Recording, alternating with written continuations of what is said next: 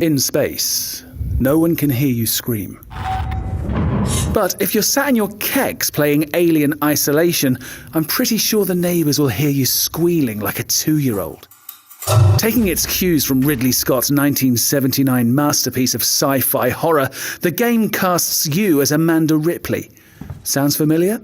That's because she's the daughter of Ellen Ripley.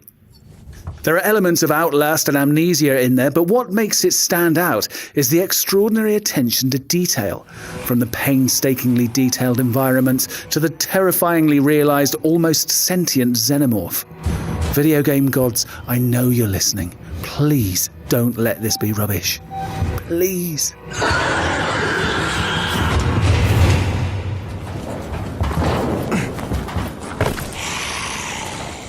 Zombies. Open world.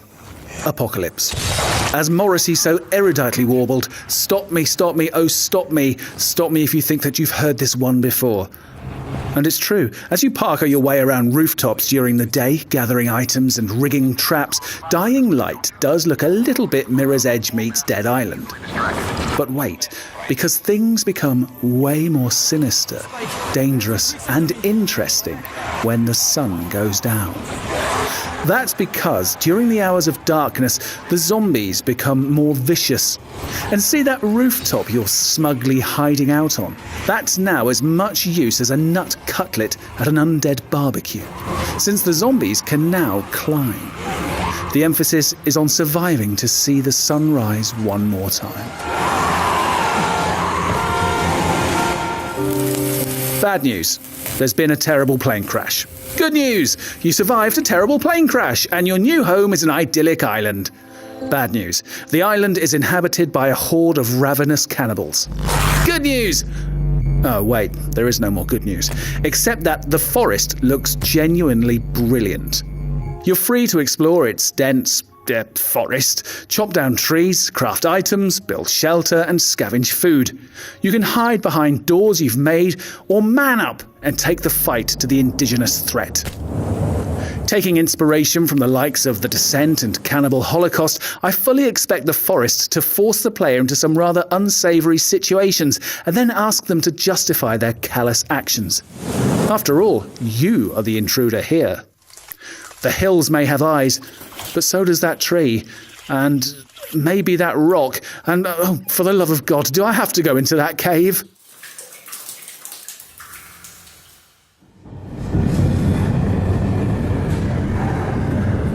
In the 1980s, the future looked very much like this.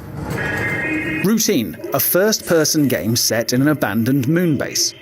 The premise is simple. Survive long enough to learn what happened to everybody stationed here. Where have they gone? Probably to a wine bar. That's where everybody went in the 80s. Anyway, what makes Routine even more interesting is that there are no health packs and no second chances. A perma-death system means that if you encounter what actually lurks aboard the Lunar Research Station, you'll probably have to start right back at the beginning.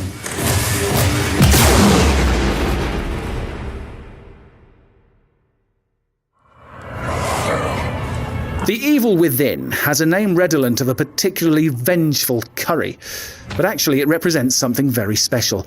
It marks the return of Shinji Mikami to a genre he helped to define through his work on the Resident Evil series. We're talking about the man who directed Resident Evil 4 here. It's true that in recent years his work has strayed from the genre, but he's continued to produce stuff that is both memorable and often eccentric. But The Evil Within definitely feels like a homecoming. So far, the imagery has been disturbing, yet there's also a suggestion of psychological horror intertwining with the more gruesome stuff. Has the master still got it? We hope so, and should it prove a success, you can expect to see the start of a new era in the survival horror genre.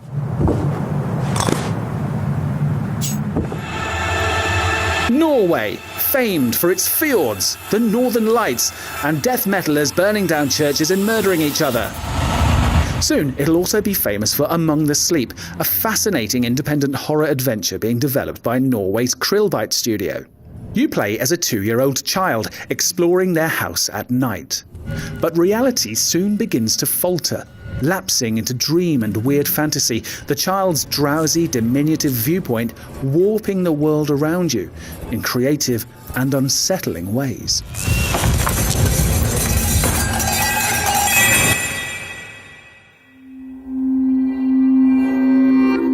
Like quite a few games here, Daylight realizes that vulnerability is the key to stoking fear. You're equipped with no weapons or items apart from a mobile phone. It's your only tool and your only source of light. Just pray to your God that it's got a better battery life than the iPhone 5. Set in that well-worn trope of an abandoned hospital, Daylight has procedurally generated levels, meaning that playthroughs are always distinct. It's being pitched as a psychological thriller and sees you wake up in an abandoned hospital without any recollection of who you are or why you're there. A bit like that time after your work's Christmas party. You need to find a way out of this unique labyrinth, and I suspect that might well involve wading through some of its unpleasant mysteries. Rumours of a private healthcare version with much shorter loading times are, however, unfounded. Pale-faced girls with long black hair. Themes of revenge and rebirth. It sounds a bit like the One Direction Twitter feed, but Dreadout is even scarier than that. A class of high school students gets stranded while on a trip, but the town is deserted, and the main character, Linda, must embrace this darkness if her and the rest of her class are to make it out alive. Dreadout looks ready to play with a whole range of Asian horror tropes, but it also reminds us of the classic Fatal Frame series, but with a more modern approach. The analog camera has been ditched in favour of a smartphone. Expect scares, but hopefully a good dose of puzzle solving. And no Harry Styles.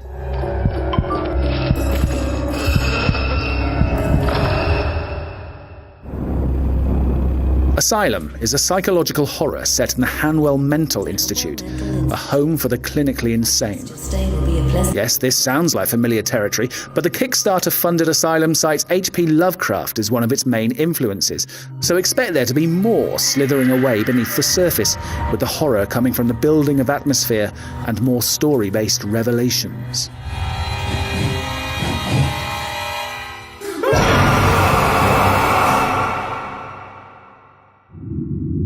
If you're looking for something that doesn't involve pointing torches from a first-person perspective, Fran Bow is definitely worth your attention. It's a weird, disturbing point-and-click adventure which reached its Kickstarter goal last August. You play as Fran, a young girl struggling with a mental illness and an unfair destiny. After witnessing the horrific loss of her parents, she withdraws into the woods with her only friend, a black cat named Mr. Midnight. Finding herself locked away in an asylum from which she must escape, Fran has to self-administer medication to help her solve puzzles and escape the asylum. It's dark, disturbing stuff, but it's all wrapped up in a weirdly beautiful 2D art style.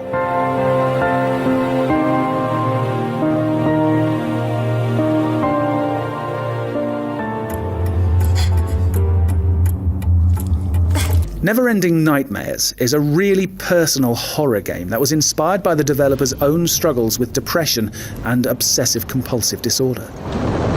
Players awake in a darkened mansion, which must be explored to piece together a broken narrative. You have to sift through the darkness, sorting out what is real and can be trusted from what is a nightmarish fabrication. Neverending Nightmares has a wonderfully distinct pen and ink style, with cross-hatching creating atmospheric shadows. Colour is sparingly used to highlight key objects, and, inevitably, blood.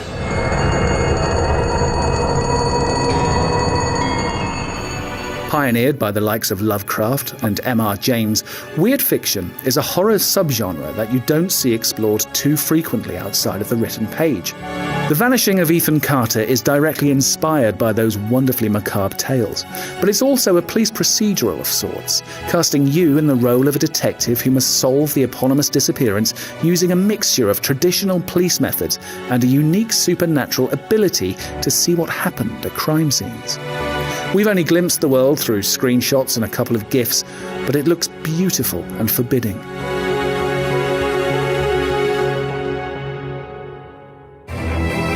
You may may have already played Outlast on PC or are looking forward to it shortly coming to PlayStation 4, but more content is coming which seeks to fill in some of the narrative gaps in the history of Mount Massive Asylum. You play as the Whistleblower, whose tip brought the original protagonist Miles Upshur to the asylum in the first place. You'll witness the experiments and abuse that led to the downfall. If you survive the initial outbreak, new areas will open up with terrifying new secrets. For more on the most horrific games around, stay with IGN.